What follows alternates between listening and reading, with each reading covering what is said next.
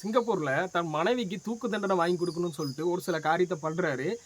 அவரே அந்த காரியத்துல எப்படி மாட்டிக்கிட்டான்னு சொல்றத இந்த வீடியோல பார்க்க போறோம். அதுக்கு முன்னாடி நம்ம சேனலுக்கு சப்ஸ்கிரைப் பண்ணலாம், சப்ஸ்கிரைப் பண்ணிருங்க. சிங்கப்பூர்ல ஜியா லங் அப்படின்னு சொல்ல போறவர் வந்து 2021ல மேரேஜ் பண்றாரு. அவருக்கும் அவர் ஒய்ஃபுக்கும் வந்து செட் ஆகலை அப்படின்னு சொல்லிட்டு கிட்டத்தட்ட ஒரு ஒரு வருஷத்துலேயே வந்து 2 பேரும் டிவோர்ஸ் பண்ணிக்கலாம் அப்படின்னு சொல்லிட்டு முடிவு பண்ணுறாங்க.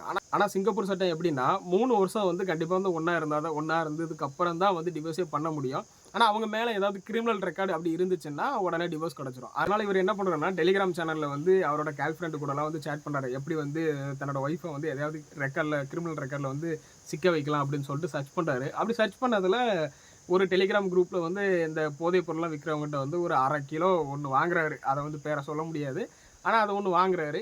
வாங்கிட்டு என்ன பண்ணுறாருன்னா தன்னோட ஒய்ஃபு காருக்கு பின்னாடி கொண்டு பின் சீட்டில் கொண்டு வைக்கிறாரு. வைக்கும்போது என்ன ஆச்சுன்னா அவரோட ஒய்ஃபுக்கு வந்து மொபைலில் வந்து ஒரு நோட்டிஃபிகேஷன் போயிடுச்சு. ஏன்னா அவரோட ஒய்ஃபு காரில் கேமரா இருந்திருக்கு. ஆனால் அதுவே தெரியாமல் இவரு கொண்டு அதை வைக்கிறத பார்த்துட்டாங்க. அவங்க ஒய்ஃபு மொபைல்லேயே நோட்டிஃபிகேஷன் வந்து அதுக்கப்புறம் என்ன பண்ணுறாங்கன்னா அவங்க ஒய்ஃபு வந்து டேரெக்டாக போலீஸ்க்கு கால் பண்ணி பிடிச்சி கொடுத்துட்டாங்க.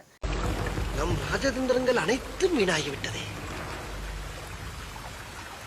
இன்னும் பயிற்சி வேண்டுமோ? எதுக்கு இப்படி பண்ணாருன்னா ஒரு கிரிமினல் ரெக்கார்டு வேணும். ஒரு போதைப் பொருள் கடத்துனாங்கன்னா சிங்கப்பூர்ல வந்து ரொம்பவே பயங்கரமான சட்டம் உண்டு. தூக்கு தண்டனை வரைக்கும் கொடுக்குற அளவுக்கு அங்கே வந்து சிங்கப்பூர்ல பெரிய சட்டம் உண்டு. அதனால வந்து இப்படி சிக்க வச்சிடலாம் அப்படின்னு சொல்லிட்டு கிட்டத்தட்ட ஒரு 1/2 கிலோ ஒரு போதைப் பொருளை கொண்டு வாங்கி வைக்கிறாரு.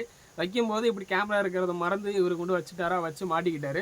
மாட்டினோடனே இப்போ சிங்கப்பூர் அரசு என்ன பண்ணியிருக்குன்னா ஒரு 3 ஆண்டு சிறை தண்டனை 3 ஆண்டு 10 மாதம் சிறை தண்டனையும் கொடுத்துருக்காங்க. இது கிட்டத்தட்ட 5 வருஷத்துக்கு மேலே போக வேண்டியது.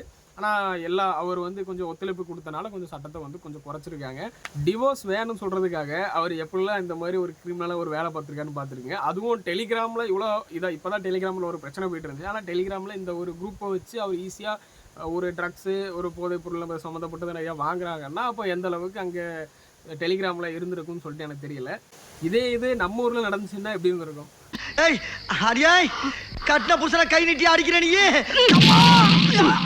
குடிச்சிட்டு கலாட்டாவா பண்ற? ஐயோ தெரியாம பண்ணடி. அடியே குடிச்சு தெரியாம பேசி. இன்னியோட வாட்ட க்ளோஸ்.